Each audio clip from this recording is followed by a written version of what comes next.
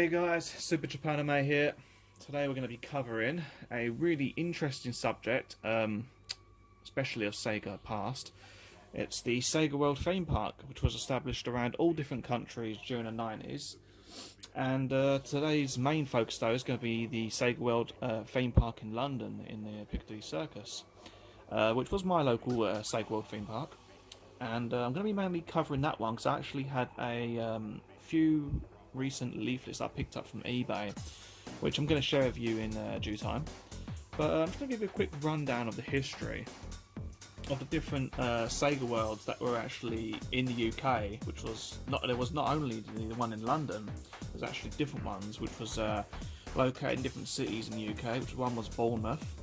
That was first established in 24th of July 1993, but then shortly became changed its name to Sega Park in 1998. There was also one in Tamworth, which was established between 1994 and 1996, I believe. But also that was due to funds and whatnot, that was reduced to a Sega Park shortly after. And then shortly after that was renamed and taken over by a company called Namco Station in 2001, which I'm sure a lot of people know. There's quite a lot of Namco stations around these days. There was also one located in Birmingham, between 1994 and 1996, that is the Sega World Park. Wolverhampton, of course, which was a similar year. But the very first Sega World Park, indoor theme park, was actually in London on the 7th of September 1996. It was, like I said, the first indoor theme park outside of Japan and became their flagship venue in Europe. It was inside a building called the Trocadero, which had 7 floors, so it was a 7 multi-storey indoor theme park, which was really impressive at that time. But unfortunately it was shortly lived, guys, pretty much within 3 years, because it went broke due to funds and whatnot. I only visited the theme park twice when I was a kid, so I didn't really get to deeply appreciate what was going on at the time, which I wish I did. But I did actually see what happened shortly after Sega World became broken, and I just went. Another company called Funland Arcade took over in February in the year 2000, but also obviously, as things, all good things must come to an end, that actually ended on the 4th of July in 2011. Which really didn't seem that long ago in my mind, but it actually was a long time ago. It's like, a decade ago, really. It's a shame, but, it is what it is. But, yeah, so today we're going to be hitting the subject of the one in London, Piccadilly Circus. But before I get into these bits here in front of you, I want to give a quick shout out to the respectable Sega Worlds around the world. Which is obviously, everyone knows that there was a Sega World in Australia, Sydney. I've had a few items from there before. Pretty amazing place. I would have loved to have visited in person, but it's too far away. I live in the UK, and a 24-hour flight, or 20 plus hours at least, is quite a long flight and quite costly as well these days. And with the pandemic going on as well, it's obviously not a great idea. Another few honourable mentions is Sega World from Taiwan, China, South Korea, and of course there was Joypolis in Japan, which was also a Sega World, but they named it Joypolis, which is where it originates from. So yeah, enough of the boring history lesson, guys. It's time to show you some interesting pieces that I have. So as you can see, what I'm going to show you quickly actually is I actually have a catalogue here. Let's grab these pieces, be easy to grab them. I actually have a really interesting merchandise range catalogue, which I'm going to show you first, which I've never actually seen before. So I'll give you guys a quick rundown here. As you can see, that is one of the main entrances of Sega World London. Pretty cool. Logo there. And this is the merchandise range. So let's have a quick open up here. As you can see, you have all the merchandise for adults and all the merchandise for children's here. All different sizes and all the descriptions of what they are.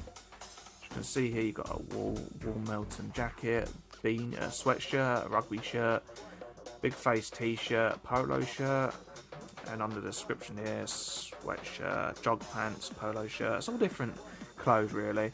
As you can see, you've got the plush there, Sonic Plus, which is right there. You have a few interesting pieces here, your rucksacks and whatnot, CD bags, wallets, and really interesting pieces. And here is the, if you couldn't get there in person, it just lets you write out what you needed here, like a little tick box, and you just send it the address and whatnot, and you know, it's an order form. And on the other side here, it was actually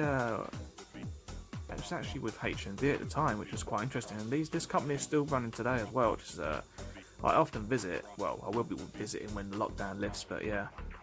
And there's quite interesting information. So if you guys want to read that, pause the video and read that, then feel free to. So yeah, really interesting SegaWorld London piece of history there. Really interesting. Next piece I'm going to show you guys is a game or arcade ride score sheet, which is quite interesting, but also it is a multi-story floor guide. But on the back here, on the names of the rides, you had a player score here, all the scores. You want to compete with your friends. It tells you there how it works. Really cool idea. Sorry about the shakiness, the wind's blowing on it, so we'll just, there we go. So if you guys want to pause that information, feel free to. Really interesting information. So I'm going to just give you a quick rundown of the SegaWorld guide. Show you the top here. You can see on the 7th floor there was the reception. Quite interesting. Just gonna go like this so you guys can see it. Feel free to pause the video if you want to see it in more depth and read a bit more, but I'm just gonna quickly glance over it like that.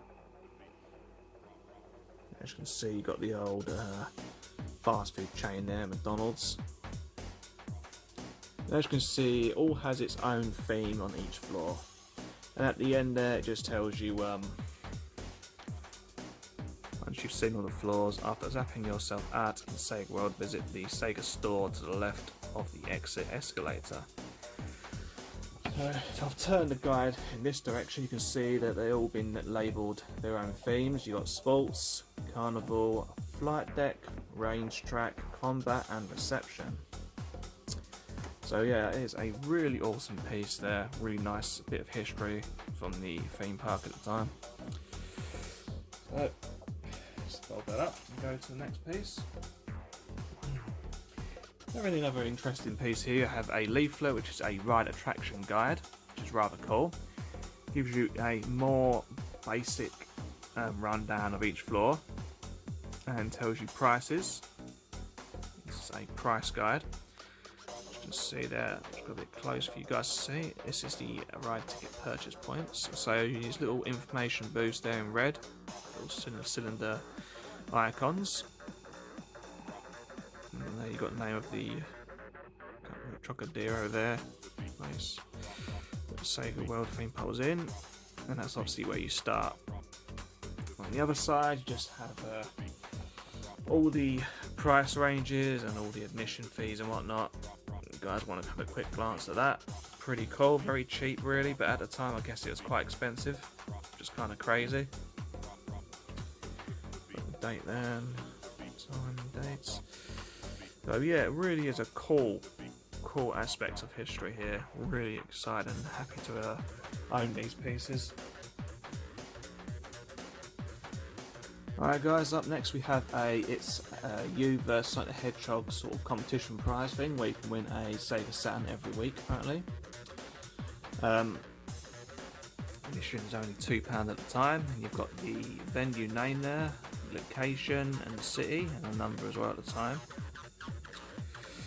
A really interesting piece. And on the back here it has information of the rides and more about the competition at the time. Really cool. As you can see, you've got the name of the rides there: Beast in Darkness, Aqua Planet, Space Mission, Ghost Hunt, as a Space Simulator, Mad Bazooka, House of Grandish, I should say. Yeah. So yeah, really cool. Really nice information here. Okay, have a really nice Sega World London guide, I believe. This is the information and pre-booking guide, which is rather nice to have. I love the design they've got here. Really like space, sort of futuristic style graphics on the pamphlet. It's pretty nice. Try telling your brain it's not real. So they're going definitely like a more futuristic bizarre out of this world experience there. Pretty good. This is the Ticketmaster, as a company that's dealing with all the bookings and whatnot. As you can see at the time, this was around December time, 10 AM to 12 AM midnight, open every day except the 25th of December. Just giving you the time there and the dates. On the back here, some more information which I'm going to go briefly over. Feel free to pause the video if you want to read about this, if any interest at all. Not going to go too much into it, it's just going about the same things. More in depth about the rides and what they do and whatnot. Pretty cool. As you can see here as well, you have the location on the map. Sega World London, which is pretty nice. Gives you the stations that are nearby and the stations to get to the location and the venue. And if we open up the pamphlet, we've got a ton of information here, which I'd be gladly show you guys. Different languages, so you would have to go to, depending on what language, I'll go through it all just in case people speak different languages. Get that clear out of the way, it's annoying. We'll start with the information there. It's a different language, so if you guys want to pause that, feel free to. And for those English speaking people out there, we have the middle one. Well, actually, where is the middle one? Okay, here's the English part. Too busy trying to get the light off the pamphlet here. I'm trying to... Okay, so here's the English part of the information here. Oh yeah. So yeah, basically just the other pieces are, the other sections are just different languages. We've got Japanese, Chinese, stuff there. So that's pretty much the whole of the booklet here. And you've got some nice little pictures to show you guys here of Sega World London at its time of opening. Did a 3D simulated ride there, looks pretty epic for its time. And you have the classic Sonic, just get a better picture of that. You can see this on the internet anyway on Google, but it's good to see it on an actual piece of paper from Sega World. You've got Sonic there riding the wave. The Sonic statue is pretty neat. So yeah, that is a really interesting piece. Now I've got a couple of bits of merchandise here. Obviously this bag I'm going to be showing you now is not merchandise, but I guess it could be classed as merchandise these days. This is a paper bag from the venue in 1990. So yeah, it's actually really nice. Just a basic plain paper bag with a nice bit of artwork here, as you can see. Pretty cool.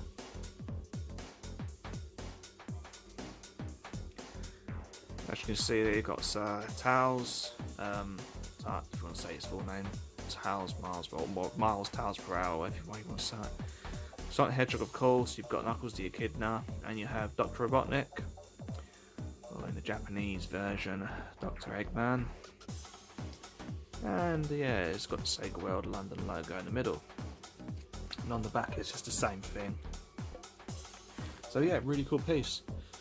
So the only technically merchandise I've got from the catalogue is the Sonic plush, but we've got a really interesting one which we're going to come at the end of the video to show you guys. This is the, well, I'll tell you in a minute. But obviously everyone knows about this plush. This is, you could obtain this obviously in the Sega shop, in the gift shop in the Sega World London, which is the Sonic Classic Sonic Hedgehog 2 plush, Sonic Hedgehog plush. Yeah, I've still got him tagged, as you can see. I believe I've done a review on him a long time ago, so feel free to browse through the videos to find him. He is in brand new condition. I actually got him off eBay, and these, as far as my knowledge is concerned, these are quite easy to find still on eBay and different other auction sites. There was one that went on eBay recently that went for like £30 plus, so they're quite easy to get hold of, very cheap. And it's a great opportunity, really, if you ask me, guys, for any maybe some people from the US or whatever other country they you know, wherever Sonic fan comes from, to actually own a piece of UK history from the Sonic merchandise part of it. So yeah, it's actually easy to obtain. Of course, you've got to deal with income, you know, import fees and whatnot, and taxes, which is annoying as it is. Everyone knows as a collector, have to go through.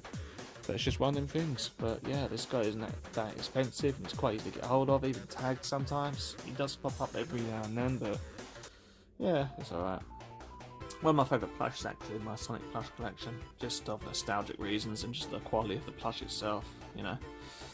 Okay, so the last piece that I'm going to show at the coming to the climax of the video now, guys, is this little really interesting piece of Sega World London history. Now this guy is actually very rare and very sought after these days by serious collectors. And he rarely pops up on any auction sites these days, so any time that this guy pops up, I suggest you grab it, in my opinion, if you're a fan of Sega World or just a serious Sonic Hedgehog collector in general. Very beautiful piece, great piece of Sega World London history. This was exclusive to Sega World London. This guy is made out of pewter metal, which is an old English metal. Which does wear down over, does wear quite often over time and that, so it's kind of hard to keep in good condition. This little guy is actually in decent condition considering the age on him.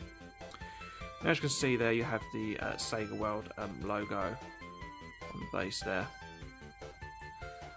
and if the camera can focus, you've got the year manufactured and the Sega logo. And as you can see at the bottom here, it does say made in England, but because it's worn, it's kind of hard to see. I'm sure you guys can see it. But yeah, these guys are extremely rare, and I'm actually lucky to actually own one. I'm actually really happy and glad. He stands at 2 to 3 inches tall, which is, I believe, 5 centimeters. I'll go for different measurements. Like I said, it's made out of pewter statue material, so it does wear over time. As you can see here, you've got one ear smaller than the other, which is a shame, but that's the way it is. Yeah, but like I said, if you can get hold of these guys, they're actually really great to own. And if you can't, it's just the way it is. But it's definitely an essential piece for any international collector out there who wants something really interesting like that. So yeah. Well, alright guys, that's it for the video. I hope you enjoyed it as much as I did. If you've learned something from this video, that's definitely great news. I like to educate myself as well as others on my channel. This is actually quite a good channel for archiving Sonic history, which I do on a rare basis these days, but I try to get the time to do these sort of things. If you have any questions, feel free to leave them down in the comments below if you have any certain questions, but I think I covered pretty much everything that I showed you guys. But if you have any other additional questions, then yeah, just feel free to drop me a comment. If you enjoyed the video, please give me a thumbs up, and if not, give me a thumbs down, whatever you choose. And yeah, thank you all so much for the support, and I'll hopefully see you guys soon for more interesting videos. So yep, stay tuned guys, stay safe, and see you all soon.